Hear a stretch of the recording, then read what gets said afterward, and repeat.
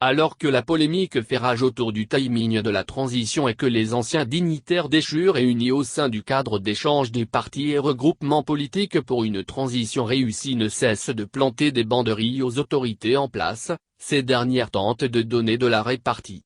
Normal, parce qu'ils sont outrageusement laudateurs quand ils sont bien en cours, critiques, quand l'heure des cimes présidentielles se raréfie pour eux. Ainsi, le diplomate en chef concède et confesse, non sans riposter. Dans une interview accordée à Deutsche Welle, il déclare, presque tout reste à faire parce qu'en termes d'acquis sur les 10 premiers mois, il y a très peu d'éléments probants pour nous permettre d'avancer par rapport à la révision constitutionnelle ou par rapport à l'organe de gestion des élections ou encore la préparation matérielle des élections. Il y a très peu d'acquis et donc les défis sont énormes.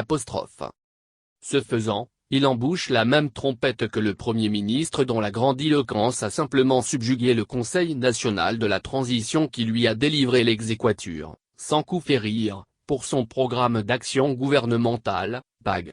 Le message est reçu 5-5.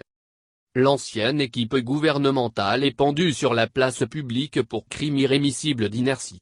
Elle est parue être en goguette, faisant perdre un précieux temps pour la mise en œuvre des réformes politiques et institutionnelles et l'organisation des élections qui fait l'objet de fixations, autant des pouvoiristes que de la communauté internationale, très regardante sur ce sujet.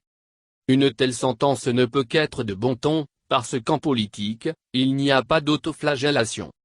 Mais, n'est-ce pas un feu d'artifice de tous les artifices pour faire de ce bouc émissaire si utile le paravent de son ravaudage et de son immobilisme ? Parce que le nouveau gouvernement peine également à sortir des chausses trappes, avec les réunions de cabinet interminables, les audiences régulières accordées à toutes les catégories socio-professionnelles et politiques qui ont succédé au salam-alek des débuts chez différentes personnalités. À l'évidence, puisqu'il y a une convergence de vues sur une chronophagie équivoque de la transition, l'heure n'est pas à regarder dans le rétroviseur ou à se laisser ronger par des combats d'arrière-garde. L'urgence est un changement de braquet. Que de temps perdu à gagner du temps. Paul Morand. Le nouveau challenge est de ne plus en perdre dans les processions sans fin, les réceptions sous les lambris, les inaugurations de chrysanthèmes. Le temps de l'action n'est pas celui des logorées, de la phraséologie.